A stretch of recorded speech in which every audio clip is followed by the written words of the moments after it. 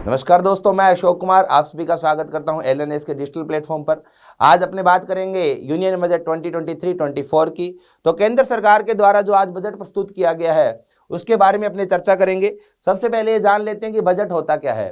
अगर बात करें कि बजट क्या होता है, तो बजट जो है वो सरकार का वार्षिक लेखा जोखा होता है कि एक वर्ष के अंदर सरकार के पास कितने पैसे आए, कहां से पैसे आए और उन पैसों का क्या उपयोग किया गया, किन विभागों में कितना खर्चा किया गया।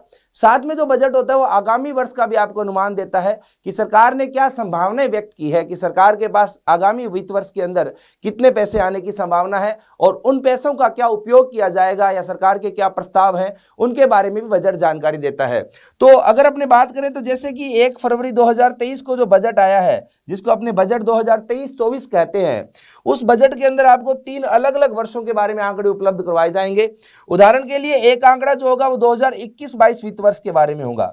इसके जो आंकड़े होंगे उनको अपने वास्तविक आंकड़े कहेंगे। चूंकि ये आंकड़े जो है वो 2 साल पुराने हो चुके हैं, इनके अंदर जो भी संशोधन किए जाने थे, इनके बारे में जो भी प्रमाणिक जानकारी चाहिए थी वो सरकार के पास उपलब्ध है। तो सरकार इन आंकड़ों को फाइनल मानकर चलती है, अंतिम मानकर चलती है। उसी के साथ साथ इस बजट के अंदर 2022-23 वित्त वर्ष के बारे में भी आंकड़े दिए जाएंगे। ये आंकड़े जो होंगे वो आंकड़े रिवाइज्ड एस्टिमेट के नाम से जाने जाएंगे या संशोधित अनुमान के बारे में अनुमान के नाम से जाने जाएंगे। चूंकि ये वित्त वर्ष जो है वो कंप्लीट नहीं हुआ, ये वित्त वर्ष 31 मार्च 2023 को पूरा होगा, तो आगामी 2 महीनों का तो इसके बारे में केवल और केवल अनुमान है। वास्तविक आंकड़े तो आपके पास मात्र 10 महीनों के उपलब्ध होते हैं, इसलिए इसको अनुमान ही कहा जाएगा, वास्तविक आंकड़े नहीं कहा जा सकता।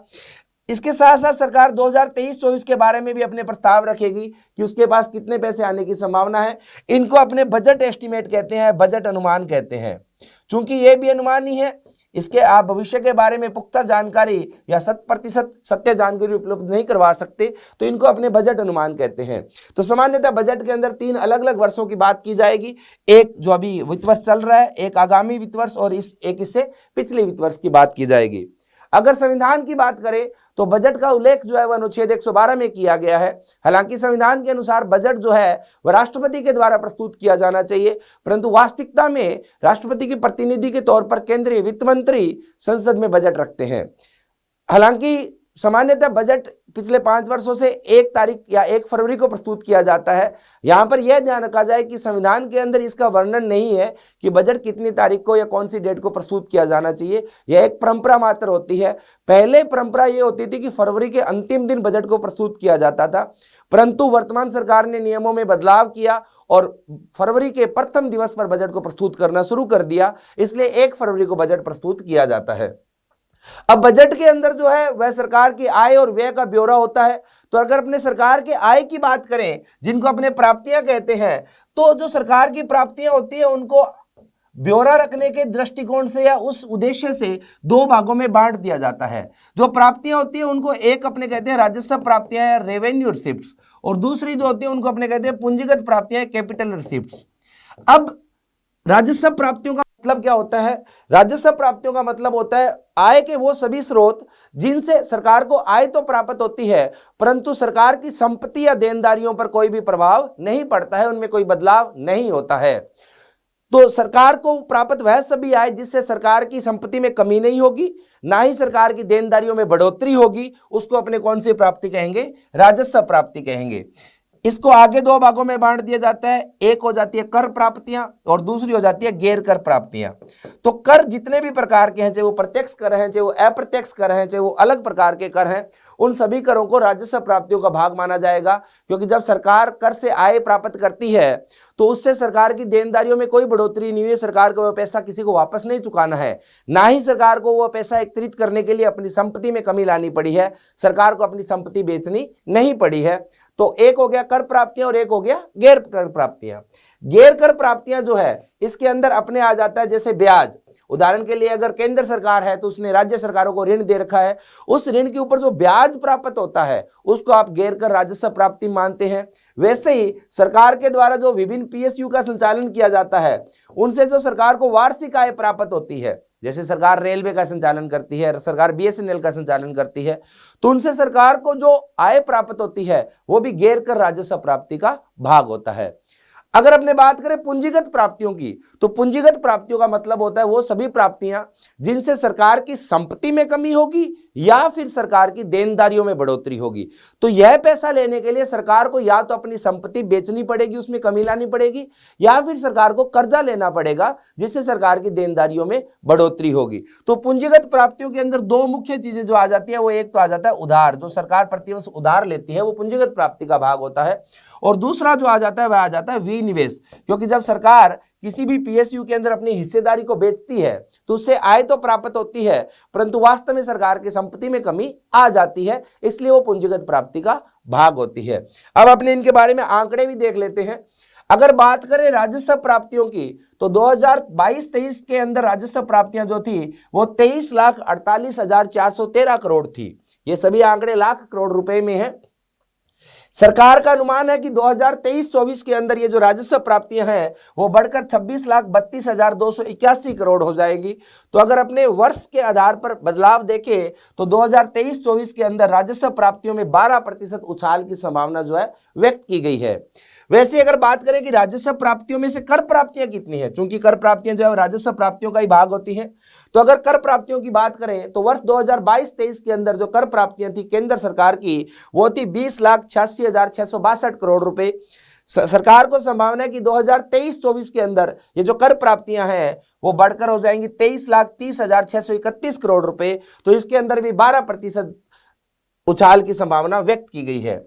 गैर कर राजस्व प्राप्तियां भी राजस्व प्राप्तियों का ही भाग होती हैं। तो अगर गैर कर प्राप्तियों की बात करें तो 2022-23 वर्ष के अंदर सरकार को 2,61,751 करोड़ रुपए गैर कर प्राप्तियों के रूप में उपलब्ध हुए, जबकि सरकार के द्वारा संभावना व्यक्त की गई है कि वर्ष 2023-24 के अंदर सरकार को गैर कर प्राप्तियों के माध्यम से 3,01,650 करोड़ रुपए प्राप्त होंगे। तो इनमें 15% उछाल की संभावना व्यक्त की गई है। बात करें पूंजीगत प्राप्तियों की, तो वर्ष 2022-23 के अंदर सरकार की पूंजीगत प्राप्तियां थी 18,38,819 करोड़ रुपए, जो कि सरकार के द्वारा संभावना है कि 2023-24 में यह बढ़कर 18,70,816 करोड़ रुपए हो जाएगी। पूंजीगत प्राप्तियों में से मुख्य भाग जो होता है वह उधार ही होता है। अगर उधार की बात करें तो वर्ष 2022-23 के अंदर सरकार ने 17,55,319 करोड़ रुपए का उधार लिया, जबकि सरकार ने 2023-24 के अंदर 17,86,816 करोड़ रुपए के उधार लेने की संभावना व्यक्त की है। अगर आप कुल प्राप्तियों की बात करो जिसके अंदर आप राजस्व प्राप्ति और पूंजीगत प्राप्तियों की जोड़ोगे तो 2022-23 के अंदर जो सरकार की कुल प्राप्तियां थी वो थी 81,87,232 करोड़ रुपए, जो कि इस वर्ष बढ़कर 45,03,097 करोड़ रुपए होने की संभावना व्यक्त की गई है। तो सरकार का अनुमान है कि इस वर्ष उसकी प्राप्तियों में बढ़ोतरी होगी 2023-24 के अंदर। अब इस बात से यह भी निष्कर्ष निकाला जा सकता है कि अगर सरकार की प्राप्तियों में बढ़ोतरी हो रही है और वह भी खासकर कर प्राप्तियों में, तो सरकार को यह संभावना है कि आगामी वर्ष में भारत की जो अर्थव्यवस्था है उसके अंदर सकारात्मक बदलाव देखने को मिलेगा, वह वृद्धि की ओर बढ़ेगी, क्योंकि जब अर्थव्यवस्था में वृद्धि होती है तब आर्थिक गतिविधियों में वृद्धि होती है, और आर्थिक गतिविधियों में वृद्धि होने से सरकार का जो कर संग्रहण है या कर प्राप्तियों उनमें बढ़ोतरी दर्ज की जाती है। तो अगर सरकार यह कह रही है कि कर प्राप्तियों में बढ़ोतरी होगी तो उसका निष्कर्ष यह भी है कि सरकार यह मानकर चल रही है कि 2023-24 के अंदर भारतीय अर्थव्यवस्था जो है वह सकारात्मक दिशा में बढ़ेगी, उसमें वृद्धि दर्ज की जाएगी। तो ये सरकार की प्राप्तियों की बात है। तो कुल मिलाकर केंद्र सरकार को एक साल में इतने रुपए उसकी जेब में आते हैं, मोटा मोटा 45 लाख करोड़ रुपए। अब अगर इतने पैसे आते हैं तो यह भी देख लेते हैं कि इन पैसों के अंदर मुख्य भाग किन किन स्रोत होते हैं। तो अगर अपने बात करें तो जो सबसे बड़ा स्रोत यहां पर दिख रहा है आपको, वो दिख रहा है 34% उधार और अन्य देयताएं। तो जो सरकार की कुल प्राप्ति है वो 45 लाख करोड़ रुपए है, उनका 34% जो है वो सरकार उधार के माध्यम से प्राप्त करती है। स्वाभाविक सी बात है, इस वर्ष आप जितना ज्यादा उधार लोगे आगामी कुछ वर्षों के लिए आपकी ब्याज की देनदारी उतनी ही ज्यादा रहने वाली है। वैसे अगर बात करें तो जो निगम कर होता है वो लगभग 15% आय के अंदर सरकार का योगदान देता है। निगम कर का मतलब होता है संस्थाओं पर लगने वाला आयकर। एक वर्ष के अंदर आप जितनी भी इनकम करते हैं, जितनी भी आय करते हैं, उस पर आपको कर देना होता है। अगर आप कोई व्यक्ति हैं तो आपको जो कर देना होगा उसको अपने कहेंगे आयकर, परंतु अगर आप कोई संस्था है जैसे कोई कंपनी है तो आपको अपनी आय के ऊपर जो कर देना होगा उसको अपने कहेंगे निगम कर। तो कुल आय का 15% सरकार जो है वो निगम कर से प्राप्त करती है, जबकि आयकर से भी सरकार को लगभग 15% प्राप्त होते हैं। सीमा शुल्क से सरकार को 4% प्राप्त होते हैं। सीमा शुल्क का मतलब होता है कि जो सरकार के द्वारा आयात निर्यात पर कर लिया जाता है। वैसे अगर बात करें केंद्रीय उत्पाद शुल्क के माध्यम से सरकार को लगभग कुल प्राप्तियों का 7% प्राप्त होता है। यहां पर यह जान लेना आवश्यक है कि जब से भारत के अंदर जीएसटी लागू हुआ है तब से ये केंद्रीय उत्पाद शुल्क या अन्य अप्रत्यक्ष कर जो हैं उनको जीएसटी में समावेशित कर लिया गया है, परंतु कुछ उत्पाद ऐसे होते हैं जो जीएसटी के दायरे में नहीं आते हैं, जैसे कि पेट्रोलियम उत्पाद या एल्कोहल, उनके ऊपर आज भी वो सभी अप्रत्यक्ष कर लगते हैं। वैसे ही एक अप्रत्यक्ष कर है केंद्रीय उत्पाद शुल्क या यूनियन एक्साइज ड्यूटी। इस यूनियन एक्साइज ड्यूटी से सरकार को अपनी कुल आय का 7% प्राप्त होता है। वैसे जो नॉन टैक्स रिसिप्ट्स हैं या गैर कर प्राप्तियां हैं उनसे सरकार को अपनी आय का कुल 6% प्राप्त होता है। और अगर आप देखो कि उधार के अलावा अन्य जो पूंजीगत आय के स्रोत हैं उनसे सरकार को 2% प्राप्त होता है, जिसमें विनिवेश होता है। वैसे ही जो एक मुख्य कर होता है जीएसटी, उससे सरकार को अपनी कुल आय का 17% प्राप्त होता है। तो अगर इन सभी स्रोतों की बात की जाए तो सबसे बड़ा आय का स्रोत सरकार के लिए उधार और दूसरे नंबर पर आता है कर। अब अगर इस प्रकार का प्रश्न पूछ लिया जाए कि कौन सा कर जो है सरकार के लिए सर्वाधिक योगदान देता है आय में, तो स्वाभाविक सी बात है जीएसटी होगा, क्योंकि जीएसटी कुल आय का 17% के योगदान देता है। अब बात करते हैं व्यय की। व्यय को भी 2 भागों में बांटा जाता है सरकार के। एक हो जाता है राजस्व व्यय और एक हो जाता है पूंजीगत व्यय या revenue receipt and capital receipt. अगर अपने बात करें राजस्व व्यय की, तो राजस्व व्यय का मतलब होता है वो सभी खर्चे जिनसे सरकार की संपत्ति में वृद्धि भी नहीं होती है और देनदारियों में कमी भी नहीं होती है, या वो सभी खर्चे जिनसे सरकार की संपत्ति और देनदारियों पर प्रभाव नहीं पड़ता है, उनको अपने राजस्व व्यय में गिनते हैं, जिसके अंदर मुख्यतः सरकार के द्वारा दी जाने वाली सैलरी अपने कर्मचारियों को, सरकार के द्वारा दी जाने वाली पेंशन, सरकार के द्वारा समाज कल्याण के लिए किया गया खर्चा, समाज कल्याण के अंदर सब्सिडी और अन्य सभी खर्चे आ जाएंगे। इसके साथ साथ सरकार के द्वारा ब्याज के रूप में किया गया खर्चा। ये सभी खर्चे हैं, इनको राजस्व व्यय का भाग माना जाता है, रेवेन्यू एक्सपेंडिचर का भाग माना जाता है, क्योंकि इन व्ययों से सरकार के लिए संपत्ति का निर्माण भी नहीं होता है और ना ही सरकार की देनदारियों में कमी आती है। अगर अपने बात करें पूंजीगत व्यय की, तो पूंजीगत व्यय का अर्थ होता है वो सभी व्यय जिनसे सरकार की संपत्तियों में वृद्धि होती है या फिर सरकार की देनदारियों में कमी आती है। उदाहरण के लिए अगर आपने उधार वापस चुकाना या आपने अगर मूलधन वापस चुकाया है तो स्वाभाविक सी बात है उससे आपकी देनदारियों में कमी आएगी, अतः उसको पूंजीगत व्यय का भाग माना जाएगा। वैसे ही जो मूलभूत ढांचे के ऊपर व्यय किया जाता है उसको भी पूंजीगत व्यय का भाग माना जाता है। रक्षा, रेलवे, ये जो है उनके अंदर अगर रक्षा के अंदर कुल 100 रुपए का खर्चा किया जा रहा है तो उसके अंदर कुछ भाग राजस्व का होगा, कुछ भाग पूंजीगत का होगा। उदाहरण के लिए अगर 100 रुपए आपने रक्षा के ऊपर खर्चा किया है तो उसमें से यह संभव है कि आपने 60 या 70 रुपए सैलरी या पेंशन के उद्देश्य से प्रयोग में लिए हैं, तो 100 में से 60 या 70% जो है वह राजस्व व्यय हो जाएगा। शेष राशि आप भविष्य के लिए नई तकनीक खरीदने या नए हथियार खरीदने के लिए प्रयोग में लेंगे, तो उससे वो राष्ट्र की संपत्ति माना जाएगा, तथा वह जो शेष 30-40% है उसको पूंजीगत व्यय का भाग माना जाएगा। तो जो रक्षा व्यय होता है या रेलवे का व्यय होता है वह आंशिक रूप से राजस्व, आंशिक रूप से पूंजीगत होता है। अब अगर अपने आंकड़ों की बात करें तो इस साल सरकार ने कुल व्यय जो प्रस्तावित रखा है वो रखा है 45,03,097 करोड़ रुपए। यहां पर यह ध्यान रखा जाए कि सरकार सामान्यतः अपनी प्राप्तियों और व्यय को बराबर ही रखती है। क्यों? क्योंकि वास्तव में सरकार की प्राप्तियां कम होती है, सरकार का खर्चा ज्यादा होता है, शेष जो राशि है, अंतर जो है वह सरकार उधार के रूप में प्राप्त करती है। तो अब अगर आपकी आय 90 रुपए है और आपका खर्चा पहले ही 100 रुपए है, अगर आपको खर्चा 100 रुपए करना है तो स्वाभाविक सी बात है आपको 10 रुपए का उधार लेना पड़ेगा, परंतु आप केवल 10 रुपए का ही उधार लेंगे, क्योंकि 10 रुपए का उधार लेते ही आपके खर्चे के बराबर आपकी आय हो जाएगी। तो सरकार की आय और व्यय जो है वह बराबर रखा जाता है, इसलिए सरकार का बजट घाटा भी 0 आएगा। तो इस साल सरकार ने कुल व्यय जो प्रस्तावित किया है 2023-24 के अंदर वो 45,03,097 करोड़ रुपए है, जबकि पिछले वर्ष सरकार ने 41,87,232 करोड़ रुपए का खर्चा किया था। अगर अपने पिछले वर्ष की तुलना करें तो इस वर्ष 8% बढ़ोतरी की संभावना व्यक्त की गई है व्यय के अंदर। इस व्यय को दो भागों में बांटा जाएगा, राजस्व व्यय और पूंजीगत व्यय में।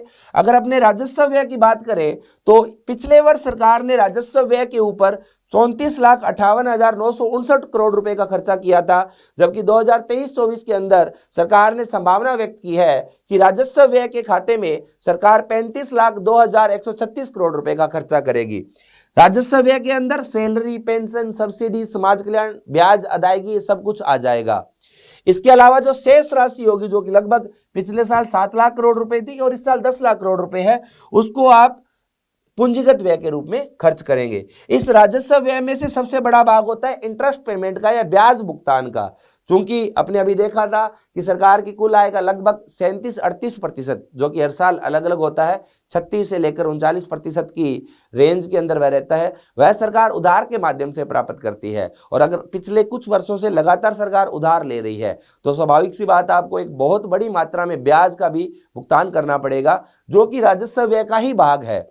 अगर आप ब्याज भुगतान की बात करो तो पिछले साल सरकार ने 9,40,651 करोड़ रुपए ब्याज भुगतान के रूप में व्यय किए थे, जबकि इस साल सरकार का अनुमान है कि उसका ब्याज भुगतान के रूप में जो व्यय है वो बढ़कर 10,79,971 करोड़ रुपए हो जाएगा। इसको पहले से ही राजस्व व्यय में जोड़ लिया गया है, क्योंकि जो ब्याज भुगतान होता है वह राजस्व व्यय का ही भाग होता है। वैसे ही जो राज्यों को अनुदान दिया जाएगा अलग अलग उद्देश्यों के दृष्टिकोण से, सरकार ने पिछले साल राज्यों को 3,25,588 करोड़ रुपए अनुदान के रूप में दिए थे। यहां पर यह ध्यान रखा जाए कि अनुदान के अलावा सरकार अन्य माध्यमों से भी राज्य सरकारों को पैसा उपलब्ध करवाती है, यह केवल अनुदान की बात हो रही है। इसके अतिरिक्त सरकार जो है वह वित्त आयोग की सिफारिशों के अनुसार राज्यों को पैसा देती है और साथ में अन्य केंद्रीय प्रायोजित स्कीमें जो होती हैं उनके लिए भी सरकार पैसा उपलब्ध करवाती है। तो पिछले साल केंद्र सरकार ने सभी राज्यों को संयुक्त रूप से 3,25,588 करोड़ रुपए अनुदान के रूप में दिए थे, जो कि इस साल बढ़कर 3,69,988 करोड़ रुपए होने की संभावना है। तो वर्ष दर वर्ष के आधार पर इसमें 14% वृद्धि जो है उसकी संभावना व्यक्त की गई है।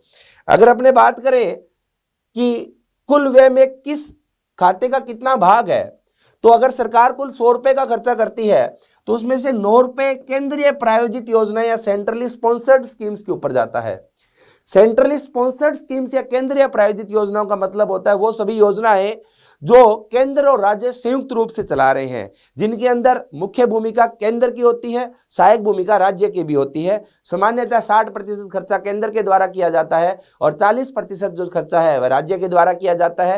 हालांकि यह भी संभव है कि कुछ केंद्रीय प्रायोजित योजनाओं के अंदर 50% खर्चा केंद्र के द्वारा किया जाए और 50% खर्चा ही राज्य के द्वारा किया जाए। जैसे कि मिड डे मील स्कीम वो एक केंद्रीय प्रायोजित योजना है, तो उसमें कुछ भाग जो है वह केंद्र के द्वारा खर्चा किया जाएगा, कुछ भाग राज्यों के द्वारा खर्चा किया जाएगा। तो ऐसी स्कीमों के ऊपर कुल व्यय का 9% खर्चा किया जाएगा। कुल व्यय का 17% जो है वो केंद्रीय क्षेत्र की योजना या सेंट्रल सेक्टर स्कीम के ऊपर खर्चा किया जाएगा। केंद्रीय क्षेत्र की योजना या सेंट्रल सेक्टर स्कीम योजना का मतलब होता है वो सभी योजनाएं जिनके ऊपर 100% खर्चा केंद्र सरकार के द्वारा ही किया जाता है या जो पूर्णतः केंद्र द्वारा वित्त पोषित होती हैं। उदाहरण के लिए प्रधानमंत्री किसान सम्मान निधि योजना, जिसके अंदर प्रतिवर्ष किसानों को 6,000 का आर्थिक सहयोग दिया जाता है, उस योजना के ऊपर 100% खर्चा केंद्र सरकार के द्वारा ही किया जा रहा है। तो ऐसी योजनाओं को अपने सेंट्रल सेक्टर स्कीम कहते हैं, केंद्रीय क्षेत्र की योजनाएं कहते हैं। ऐसी स्कीमों के ऊपर सरकार के द्वारा कुल व्यय का 17%, कुल व्यय का मतलब है लगभग 45 लाख करोड़ रुपए, उसका 17% खर्च किया जाएगा। 45 लाख करोड़ रुपए का 20% जो है वह ब्याज अदायगी के रूप में या इंटरेस्ट पेमेंट के रूप में खर्च किया जाएगा। 45 लाख करोड़ रुपए का 8% जो है वो रक्षा के ऊपर खर्चा किया जाएगा। 7% खर्चा जो है सब्सिडीज के ऊपर किया जाएगा। वह सब्सिडीज के अंदर मुख्यतः 3 सब्सिडी आती है। एक आपको खाद्य सब्सिडी होती है, जिसके अंदर सरकार लगभग 67% जनसंख्या को सस्ता अनाज उपलब्ध कराती है। हालांकि पिछले 3 वर्षों के अंदर सरकार ने इसका विस्तार किया था, उस विस्तार को अभी 1 जनवरी से बंद कर दिया गया है। अभी 67% जनसंख्या को सस्ता अनाज मिलेगा। उसके अलावा मिड डे मील भी खाद्य सब्सिडी का भाग हो जाता है। खाद्य सब्सिडी के अलावा दूसरी सब्सिडी जो होती है वो उर्वरक सब्सिडी होती है, जिसके अंदर आपको यूरिया के ऊपर अलग सब्सिडी मिलती है और अन्य उर्वरकों पर अलग सब्सिडी मिलती है। इसके अलावा पेट्रोलियम सब्सिडी, हालांकि वर्तमान में डीजल और पेट्रोल जो है उसके ऊपर सरकार के द्वारा किसी प्रकार की कोई सब्सिडी नहीं दी जा रही है, केवल एलपीजी के ऊपर सरकार के द्वारा सब्सिडी दी जाती थी, वह भी एक बार के लिए बंद कर दी गई है। तो इन तीनों सब्सिडियों को जोड़कर सरकार 45 लाख करोड़ रुपए का 7% या अपने कुल व्यय का 7% खर्च करेगी। अन्य व्यय 8% है, जिसके अंदर विविध कार्य आ जाते हैं। पेंशन के रूप में सरकार 4% खर्चा करेगी। चूंकि संविधान के अनुसार जो वित्त आयोग का गठन किया जाता है, उस वित्त आयोग की सिफारिशों पर केंद्र सरकार को कुछ पैसा राज्यों को भी हस्तांतरित करना होता है। तो केंद्र सरकार ने अनुमान लगाया है कि अपने कुल व्यय का 18%, जो कि 45 लाख करोड़ रुपए का 18% बनता है, वह राज्यों को हस्तांतरित किया जाएगा। वैसे ही जो फाइनेंस कमीशन या वित्त आयोग ने अन्य ट्रांसफरों या अन्य हस्तांतरणों की बात की है, उसके माध्यम से भी 45 लाख करोड़ रुपए का 9% जो है वो राज्यों को दिया जाएगा। तो राज्यों को लगभग 27% पैसा दे दिया जाएगा। उसके अलावा अन्य खर्चे जो है वो केंद्र के द्वारा प्रयोग में लिए जाएंगे। यहां पर यह ध्यान रखा जाए कि जो केंद्रीय प्रायोजित योजना है, सेंट्रली स्पॉन्सर्ड स्कीम है, वो संयुक्त रूप से वित्त पोषित होती है केंद्र और राज्य के द्वारा। तो दोनों ही सरकारों के द्वारा इसका वित्त पोषण किया जाता है। तो इस साल के बजट के आय और व्यय के यह आंकड़े हैं। इसी बजट की अगली सीरीज के अंदर अपने जो बजट के अन्य आंकड़े, जिसके अंदर अपने घाटों के आंकड़ों की बात करते हैं और बजट की मुख्य घोषणाएं जो हैं उनकी भी चर्चा करेंगे। इस वीडियो के लिए इतना ही, आगे फिर मिलेंगे, तब तक के लिए धन्यवाद। Have a good day, thank you.